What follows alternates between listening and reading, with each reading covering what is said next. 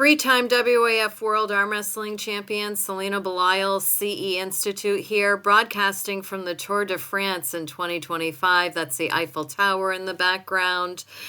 And I rented a hotel to be able to provide these videos for you of the Tour de France competitors. And you can see the cars with the backup equipment and the escorts, and there's lots of people with video cameras down there to be able to broadcast live television, the athletes and more. Really exciting sporting event to not only watch as a spectator, but imagine what it's like to work at it.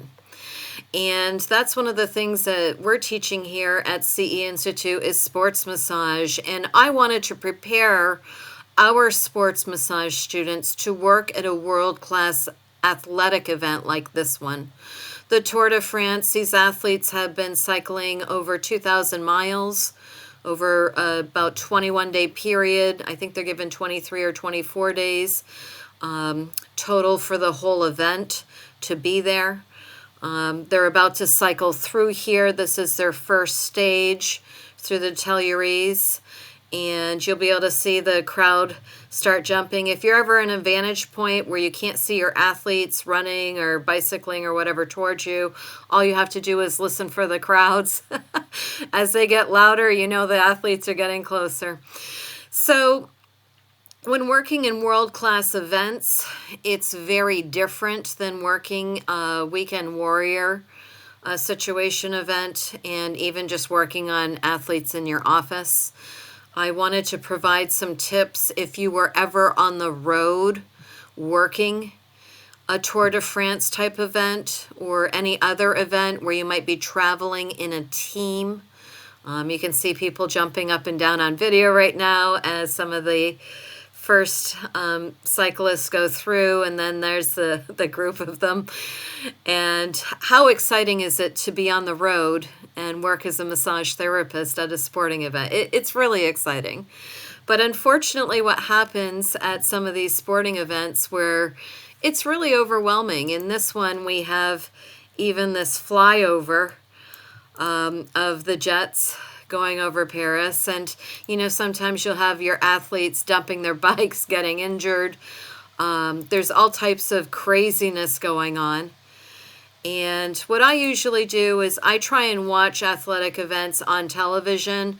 They're the best way to see your athlete if they're getting injured, especially if they're still competing. They have to compete again the next day and the next day and the next day.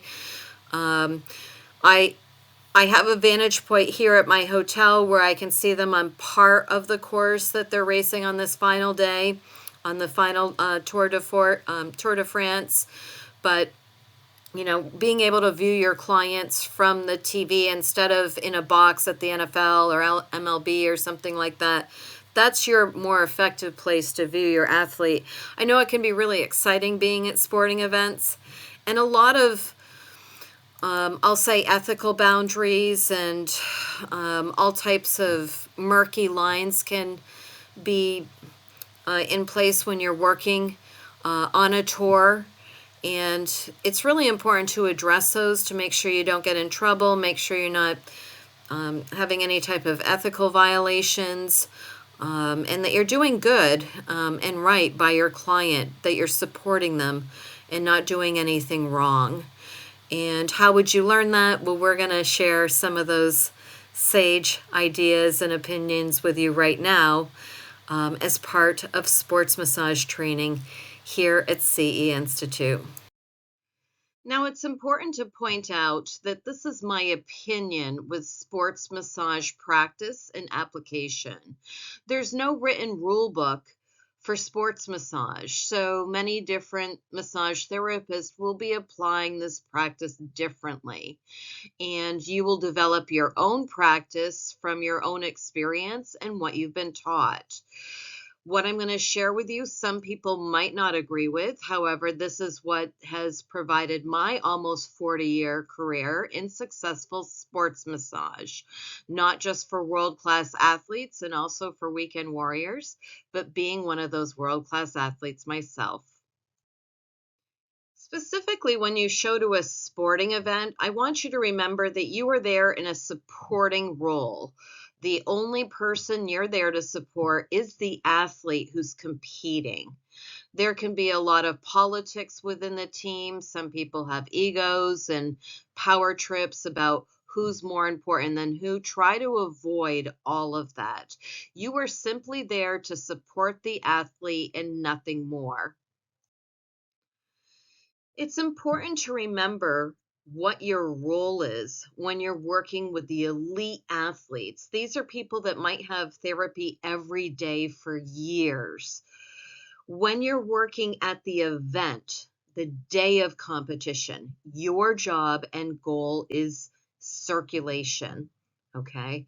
Especially with events that are start and stop. Tour de France, they've been cycling all month to get to Paris over the finish line.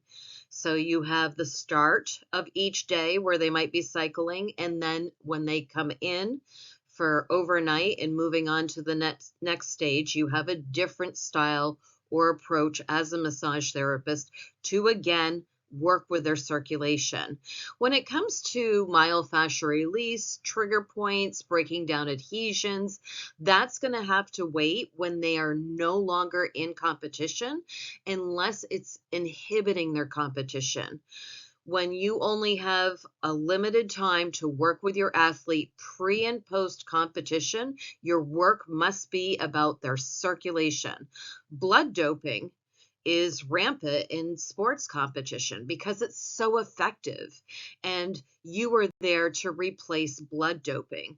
We're going to do these ischemic compressions pre-event, and that's going to increase circulation. Not identical to blood doping, but it's a great replacement for it. In the human body, and it's slightly different between men and women, and then of course it'll be different from one individual to the next, but the general percentages are we have about 2/3 of our blood supply in our torso and head.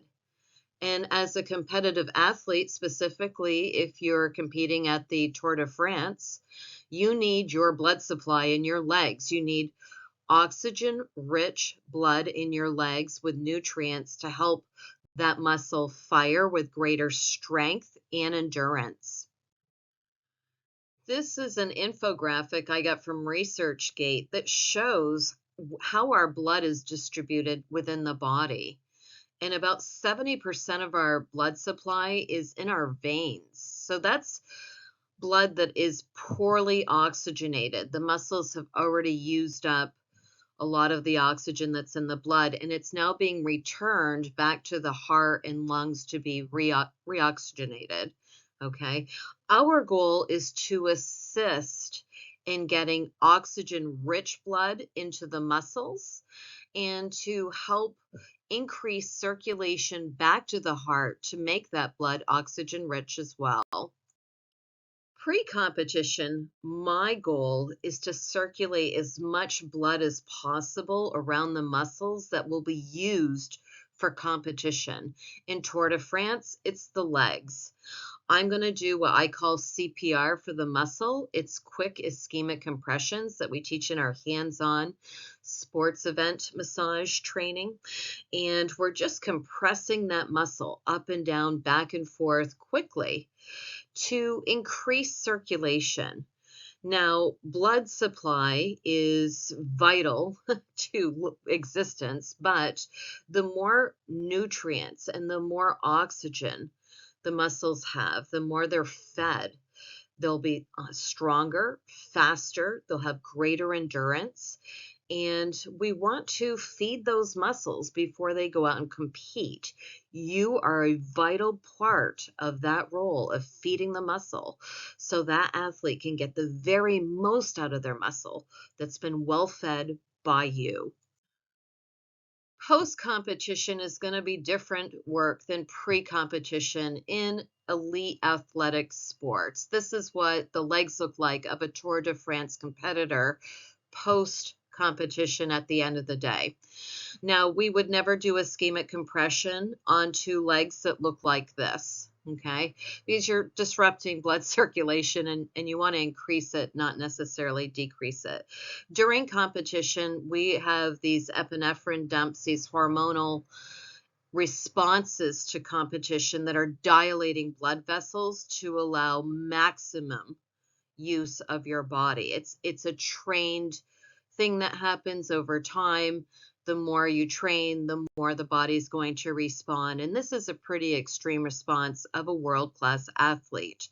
When you see someone like this, you need to allow them to recoup and recover before working on the legs.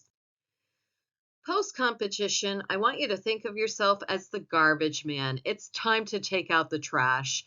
During competition, in an event like Tour de France, they are metabolizing massive amounts of waste product into their tissue as they burn up all that nutrient and oxygen with each muscle firing and so forth. Okay. So, our goal is to increase circulation, promote venous return so that one, the blood can be reoxygenated and the muscles can receive the nutrients they need to repair themselves after the trauma of competition.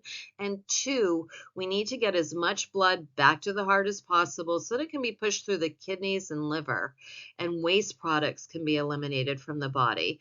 Now, it's very important that your athlete is drinking water during all of this. Water can help with that rehabilitation process, and it can also help suspend some of the waste product, make it easier to collect within the muscle. And that's going to help your therapy and the client's recovery as well.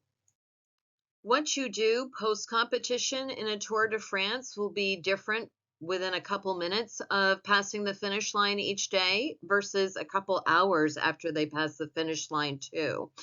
A couple minutes after passing the finish line, you might get legs that look like this. You're not going to massage that in any way, shape, or form.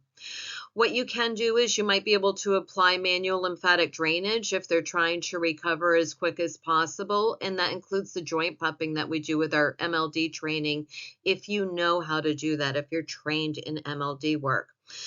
That can be really helpful in increasing circulation back to hopefully the heart where it can be reoxygenated. And also the lymphatic system is like the garbage system, the sewer system, the plumbing system of the body, picking up a lot of waste product. The lymphatic vessels have larger openings than the veins. And that's because the lymphatic vessels collect things like bacteria, which are larger particles too. They collect dead cell fragments and so forth as well. So practicing MLD on legs like that post competition might be great. We also do a lot of postural drainage. We would want to elevate the legs. That's commonly applied in MLD as well. Now, if you don't know MLD and you're a strict sports massage therapist, you can work in other areas of the body that would be considered safer to work on your athlete if they're competing in an event like Tour de France. First of all, the feet are usually a good, safe place to work on. They won't be with extreme distended blood capillaries and blood vessels there. However, if your client has plantar fasciitis, you're not going to press into that. It's likely acute. And while it might feel better to your athlete at the time, it's just distracting. Pressing into it is probably going to cause further tears and actually harm your athlete. And your goal is to be supportive and do no harm. Now, areas such as the posterior cervicals, the upper trapezius, and so forth, they might have extreme tension competing in something like the Tour de France. That's another safe area to work on. It's non-distended with blood vessels, and while your athlete is recovering and those blood vessels are returning to normal values, this would be a great area to work on if you are prohibited from working where you want to where it probably needs it most, right? Which is the legs. Also, working on the hands and the wrist. I've seen this a lot with marathoners. I've worked on a couple top marathoners, and they come in and their legs are numb, but their wrists are killing them. So sometimes doing work around other areas can be helpful to your client because you want to relieve pain. You want to decrease that cortisol a little bit, the hormones that are releasing during pain. You want to balance your client so that they can recuperate and rehabilitate as quickly as possible. You want to do vasoconstriction. So, in a client like this, I want to rule out a cold stone massage at the end of the night. Cold stone with marbles, marble stone instead of lava stone. Marble stone is thought to hold cold for longer periods of time. That actually might feel really good and soothing to your client to have that type of vasoconstriction with a cryotherapy application. Have cold packs available if you can. And I would alternate hands on therapy, venous return strokes, and cold packs. There's a number of ways that you can work with your athlete to help increase that circulation and take out the trash. Accidents can happen in events like Tour de France, where your athlete's going to dump their bike and have road rash. And that might happen on the first day, and this is almost a month-long competition. So when this happens, this becomes a danger zone. It's not just blood exposure to you. We can all wear things like gloves, and that, helps with the blood exposure, right? Well, the whole reason the whole world knows more about blood doping is the most popular instance happened here at the Tour de France. And that's where athletes are increasing the amount of red blood cells into their body by doping, by injecting, by IVs, adding blood to their body. And your athlete cannot afford to lose an ounce of blood. Okay, so they are losing quite a bit of blood when they actually have a crack or fissure through road rash. And now they're bleeding away while they're pedaling because what's happening is their blood vessels are dilated and they're pedaling away. And that's just going to allow any type of crack or fissure of a road rash of a scab to bleed excessively. So you want to avoid the entire area. And when I say avoid, 12 inches plus away from the road rash area. Again, it's not necessarily to protect you, it's more to protect your athlete from losing their number one needed ingredient in competition, which is blood. Now, I'm providing a lot of do's and don'ts when working on world class athletes, but I want to also share with you that I will do almost anything the athlete asks of me, as long as it doesn't cross a hard line, such as there should be nothing sexual and there needs to be adequate draping and so forth. And it must also be within my scope of practice. Okay. I am the athlete's licensed practitioner first and their friend and colleague second. So I need to always remember that. And also remember that the athlete knows what they need best. They're the one that got there. They've probably been through several teams of supportive people before you got there. Okay. And whatever they need, even if it seems a little bit weird to me or I don't see the therapeutic value of it, if they're saying they want it, I provide it. As an elite sports massage therapist working on world class athletes, it's really important not to have any judgment, especially negative judgment. You're going to encounter likely a lot of oddity that you wouldn't have in normal massage practices when working in the worlds of sports. You might have hygiene issues where the athlete hasn't had time to shower and there's foul body odor. Okay, remember, you're there to support them. They're not there to support you and make you comfortable. So if they have foul body odor and there was no way to get around that, then so be it. If you are in treatment rooms where you can use hot towels to try and eliminate some of that body odor, great. But if you're working outside in a tent, then that's what it is. And hopefully you can get a fan or something to direct airflow towards you so that you do not feel nauseous with foul odors. Now, some athletes athletes have superstitions too. I shouldn't say some, the world-class athletes, almost all of them do. And some of them are going to be really weird and odd, and some of them will be normal because almost everybody does it, such as those teams that are trying to make it to the Super Bowl in the NFL and none of them are shaving or something like that. Those are pretty normal superstitions, but there's some odd ones too. And again, you are in a supportive role. Never judge them because the athlete will likely feel that. And the second they don't feel you're on your team, you're likely going to be replaced. I'm going to spend a minute here sharing some superstitions with you because they are really important to some athletes, and I embrace them when I have an athlete who has a superstition. And you might think that that's extreme, but world class athletics is extreme, okay? And whatever helps that athlete win, I am there in a supportive role. As long as it's within my scope and I'm not violating my ethics or doing anything illegal, I'm all on board. So here are some of the well-publicized speculative superstitions along athletes. The NBA player Steve Nash, he used to lick his fingers a lot, especially during free throws. I think he felt if he didn't lick his fingers, it wouldn't be as effective or as accurate as licking. Okay. MLB player Wade Boggs, he used to eat chicken before games and he thought it helped him. So his wife actually bought a book, a recipe book about with all chicken recipes, and he would only eat chicken before a game because that helped him win. Brian Urlacher from the NFL, he would eat two chocolate chip cookies prior to game time. Not one, not three, it had to be two, and they had to be chocolate chip. Some in the MLB, some baseball players must cover their spit if they spit, not all, but some. And the pitcher is the only one that can stand on the pitcher's mound. For some pitchers in the MLB, it's considered sacrosanct, like, don't interfere it because that's going to cause bad luck for me.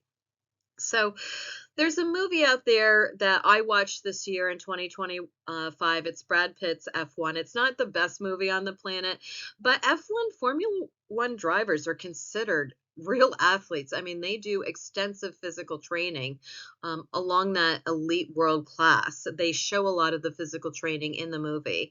And it's kind of funny how they had Brad Pitt, who's like this old time warrior race car driver, with all his superstitions. He was putting um, a playing a playing card in his pocket, and they weren't defining why. It was just a superstitious thing for him. He would wear mismatching socks. He would not touch a trophy if he won it. These are examples of superstitions where world-class athletes might do something because they think it's going to help them win. And as in your supportive role, I think it's important to support that without judgment and embrace it too. Working in world-class athletics, you'll likely be on the road. You might be going from country to country or town to town with your team. Your team might include other athletic trainers, PR people, managers, sponsors, and it could be just you and your athlete. I don't know how big your team will be. I don't know how many places you'll be going, but you're likely going to be on the road traveling in this bubble where there'll be other teams just like yours. And you get to know one another on the road as well. And in that bubble of teams traveling as world-class athletes, you're probably going to be staying in the same hotels and eating in the same restaurants. And most people in the bubble know what everybody's role is. That's a PR person, that's a massage therapist. They'll probably see you working on your athlete.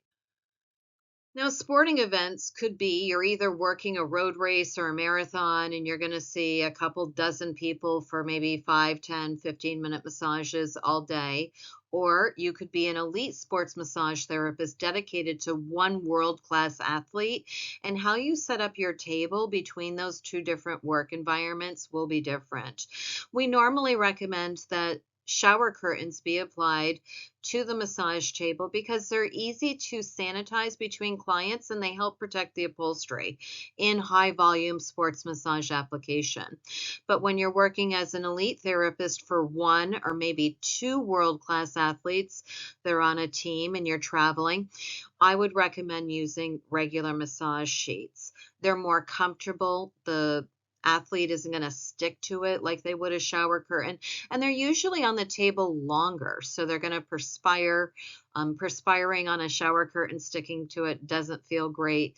So sheets are better. Now you're going to have a problem probably with laundry, soiling sheets, which will need to be laundered. You shouldn't be reusing them every day, but you should bring enough sheets or have enough with your table supplies.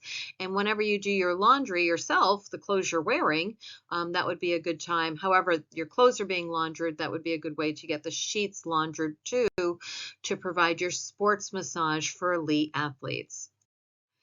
And let's say your athlete is the one that dumped their bike yesterday and now they have road rash and it's questionable whether or not they're going to continue.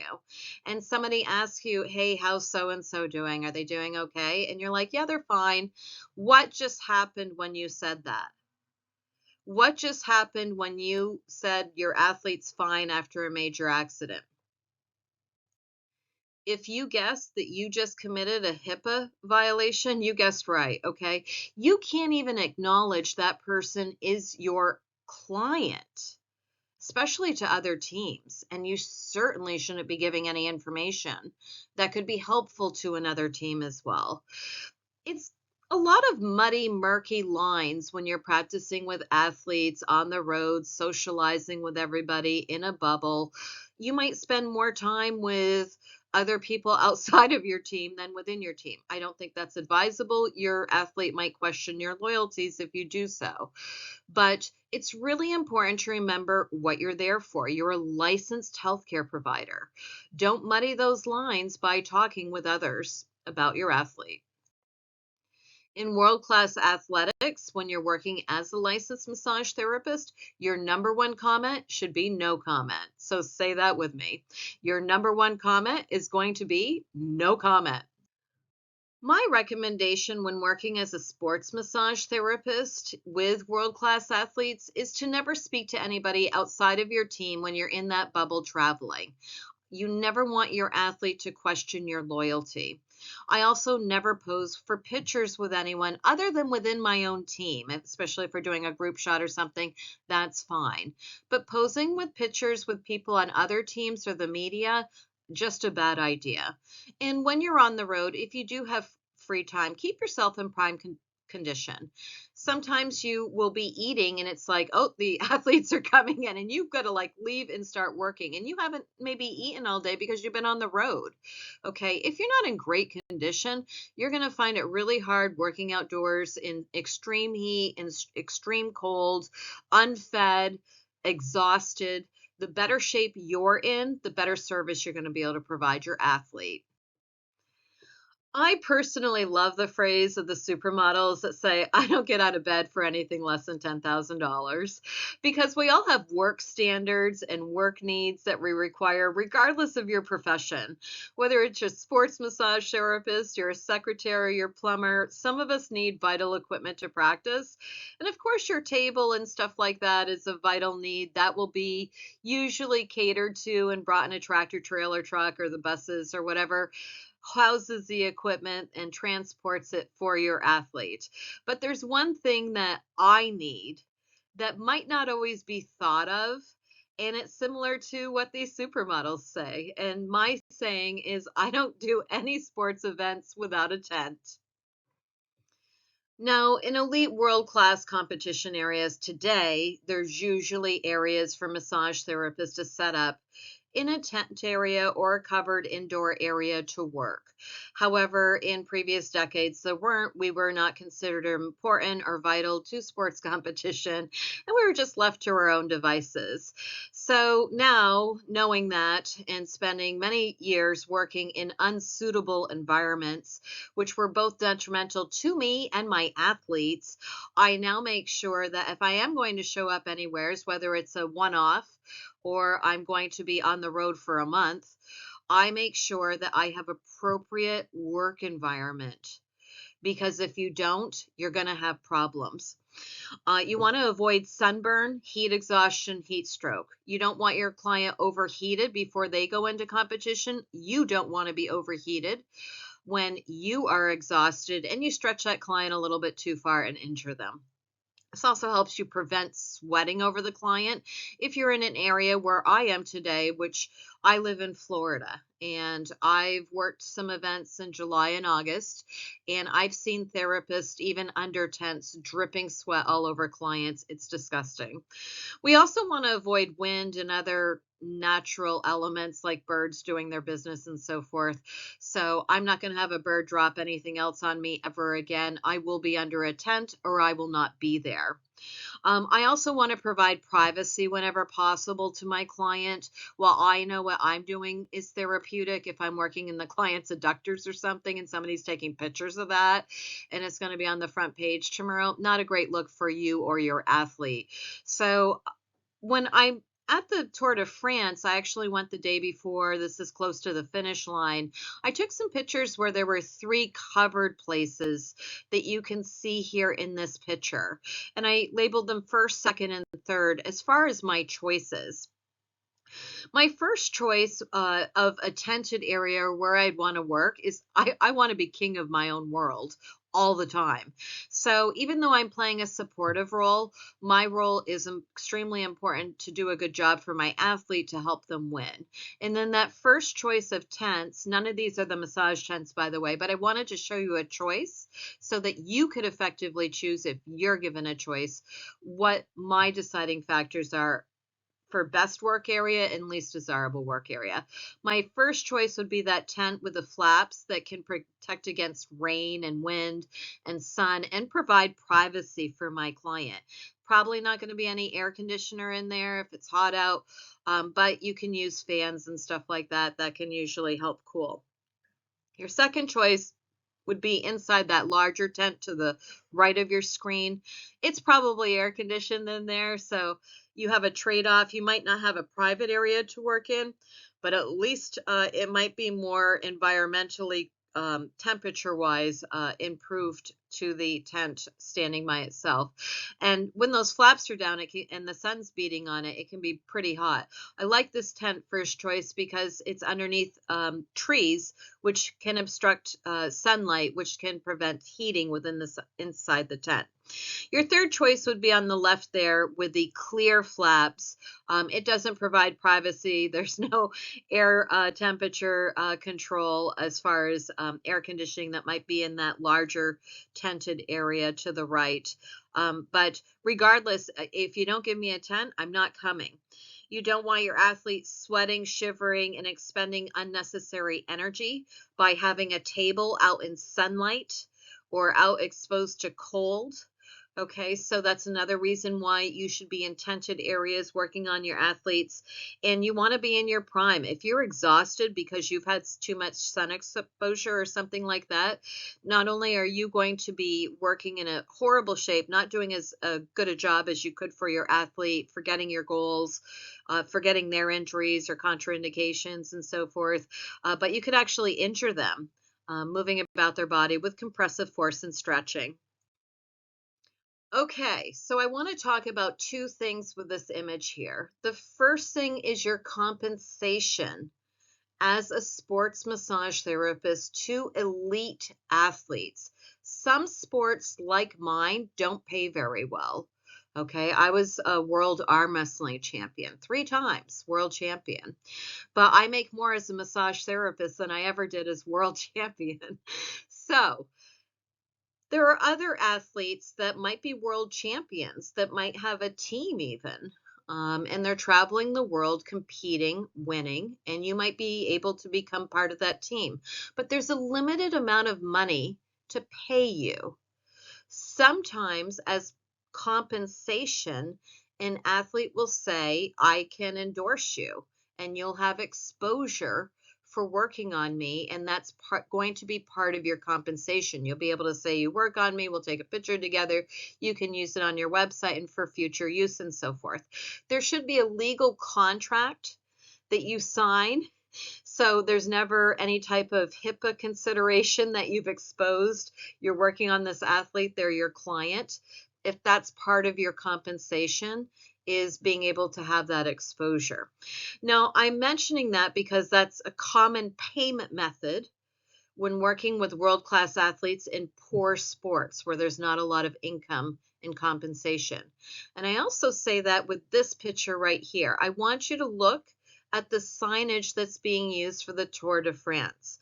And I want you to see here, it doesn't say the year 2025. It doesn't say the location or anything like that. Now, you might in future events be able to create your own signage, your own tents, and you might be able to print your company name, contact information to build your business and so forth. You might even be able to say official massage therapist of John Smith or whoever they were or whatever, and that you're a part of this winning world championship team. All of that might be on your signage or your brand or tents or whatever you create. But do you see here that this signage doesn't say 2025? And it also does not say Champs-Élysées or the finish line or anything. Do you know why? They can reuse that signage.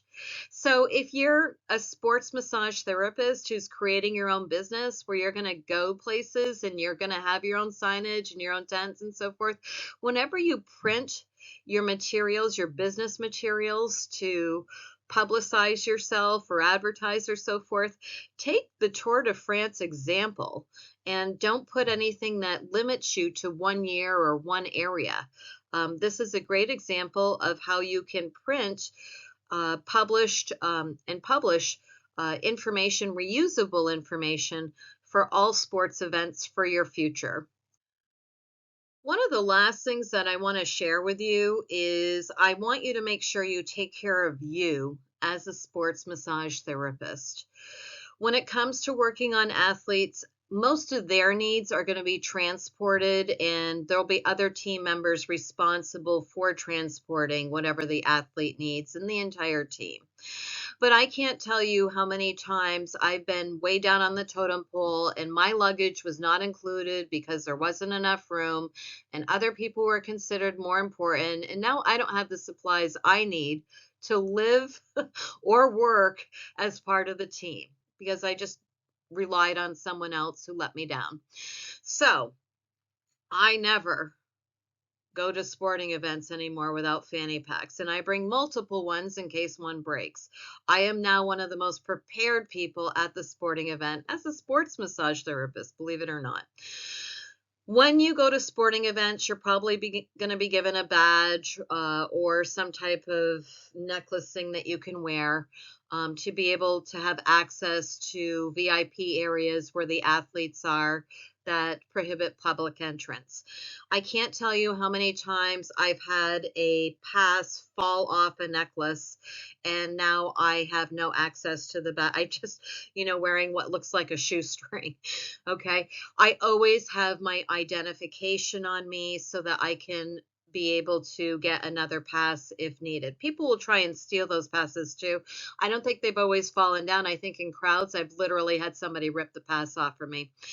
You also want to make sure you have your appropriate medications, especially if like you're diabetic or you have migraines or something that would prohibit you from working or have a massive deterioration in health.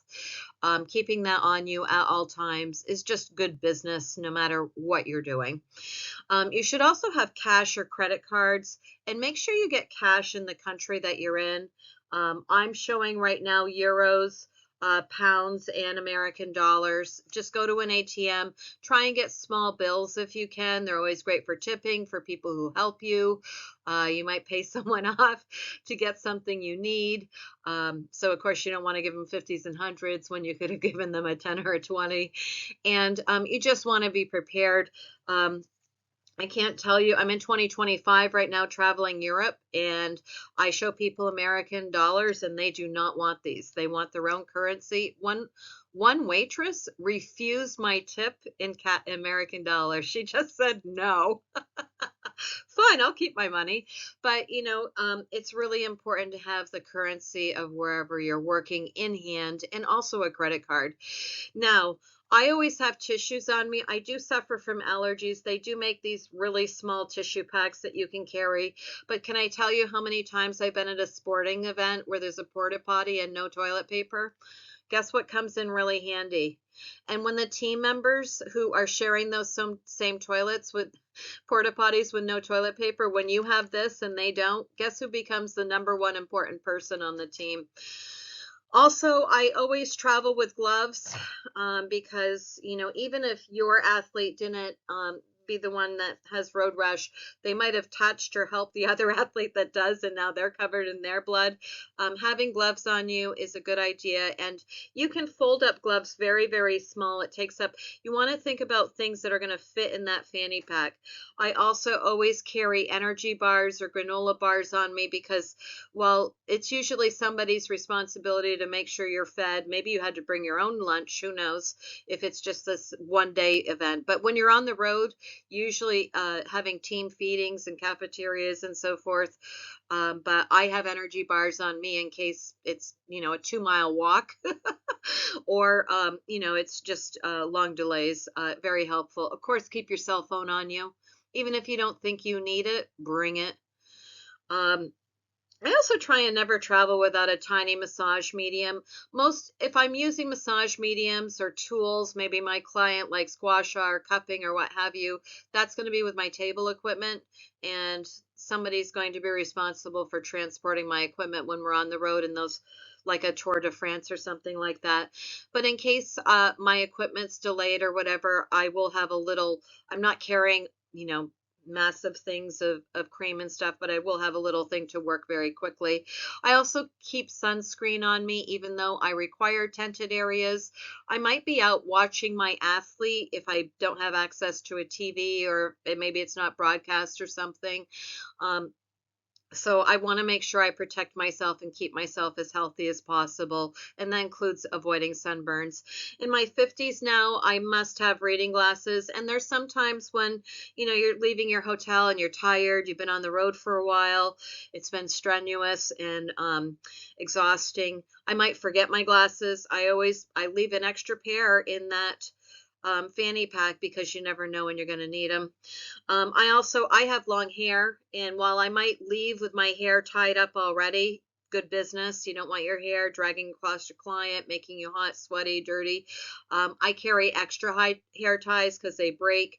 And sometimes I've been in areas where there's bad cell reception, so I will try and get a pocket map, a tiny one. The Tour de France, it's going all over France, and there are areas where there is very poor reception. So let's say you were on a bike or you even got a car to use because you're supposed to run to the drugstore and pick something up, and now you have no way to get back to the tented area where you're working. Have a map on you of the local area at all times. You never know when you're going to need it. Now, there's other supplies that might be more appropriate for you or your specific athletic sporting event needs. Whatever you feel is appropriate, try and keep in that fanny pack. And even when I'm working, I keep it on me. I don't take it off. I just swing it to the back. So the pouch is now on my backside over my sacrum, and the front of it, the belt, is over my belly. Try and make sure you're not dragging it on your client to avoid cross-contamination. So these are my opinions of how sports massage should be accommodated and executed on a world-class stage at an event such as the Tour de France. And here I am pictured with the Eiffel Tower and the Ferris wheel in the background. And do you know what that ball is in the middle there with the orange flame underneath? That is the Olympic flame from the 2024 Paris Olympics. So I figured it would be a nice picture to end this presentation with. Remember, there's no rule book when it comes to sports massage. Sports massage is made up of your own opinions and education and experience and the athlete's needs. And you just apply your own scope of practice to that. Don't operate outside of your scope of practice. And make sure you're following all laws at all times and do no harm. And as long as the athlete is benefiting from your service, you're probably doing a great job with it.